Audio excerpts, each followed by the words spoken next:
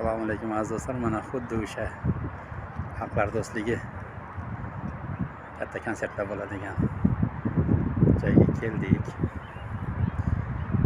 Haligi mana bu internetda katta videoroliklar, kliplar, konsertlar bo'ladigan joyga keldik.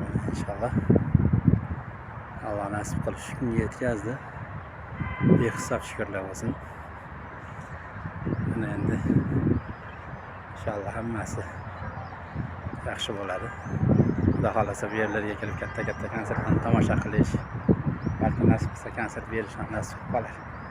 Konsertlarda qatnashish ham nasib qilib qolar. Eslab qolinglar. Inshaalloh.